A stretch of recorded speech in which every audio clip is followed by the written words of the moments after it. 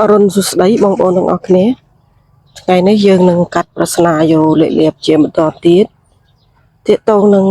លេខម្សិលមិញជាមួយ8774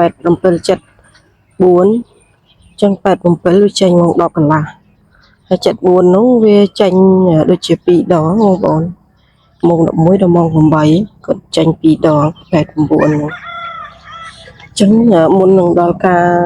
កាត់ប្រស្នាយកលេខលាបសូមឲ្យបងប្អូនជួយចុច Subscribe YouTube របស់ខ្ញុំអ្នកមួយផងដើម្បីទទួលបានលេខលាបជាបន្តទៀតចាហើយតាកតងនឹងប្រស្នាថ្ងៃនេះហ្នឹងគឺវារៀងច្រើនបន្តិចហើយបងប្អូនតាកតងប្រស្នាទី1ហ្នឹងខ្ញុំហ្នឹងជិះម៉ូតូខ្លួនឯងហ្នឹងខ្ញុំជិះលើវេនតែអត់បានទៅណាជិះនៅមួយកន្លែងទេប៉ុន្តែស្រាប់តែមានមនុស្សប្រុស2នាក់ហ្នឹងគាត់បើកឡានពើសបើកឡានហ្នឹងគាត់អាយ៉ែថយក្រោយទៅឈប់នៅក្រោយខ្ញុំហើយឡានគាត់ពើសឡានបើឡានយើងកាត់លេខ4ដល់ពេលពើសវាយើងលេខ4ដែរជាងវា44ហើយដល់ពេលក្រោយមកគាត់ក៏បានហុចលុយ10000រៀលហ្នឹងឲ្យខ្ញុំហ្នឹងទិញសិភៅហើយសិភៅហ្នឹងគាត់ប្រាប់ថាឲ្យទិញ2ក្បាល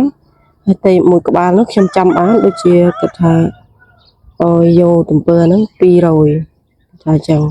ទិញឲ្យប្អូនគាត់ហើយខ្ញុំអត់ស្គាល់ប្អូនគាត់ទេគាត់ក៏បង្ហាញរូបក្នុងទូរស័ព្ទហ្នឹងបង្ហាញមកឃើញក្មេងប្រុសនោះ3នាក់អញ្ចឹងគាត់ឲ្យខ្ញុំ10000រៀលឲ្យទិញសិភៅពីក្បាលតែមួយក្បាលហ្នឹងវាមានគាត់យក200ទំពើ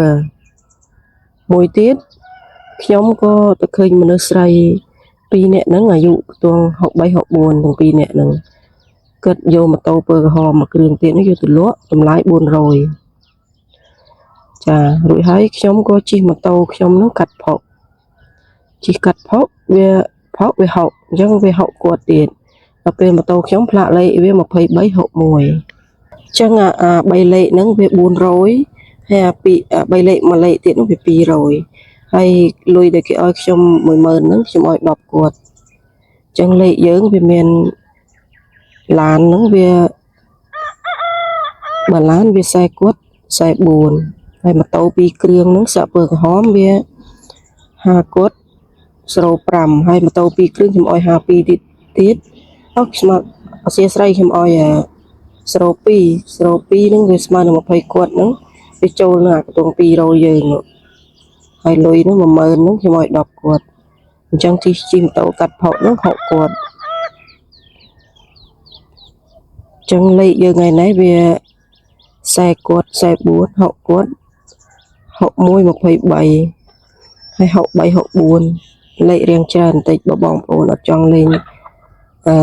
នេះទេបងប្អូនអាចអូសខ្ទង់40ក៏បានដែរព្រោះ40ចេញច្រើនថ្ងៃនេះចាចឹងលេខរៀងច្រើនបន្តិចបងប្អូនថ្ងៃនេះអរគុណច្រើនបងប្អូនសូមថ្ងៃនេះហេងបន្តទៀត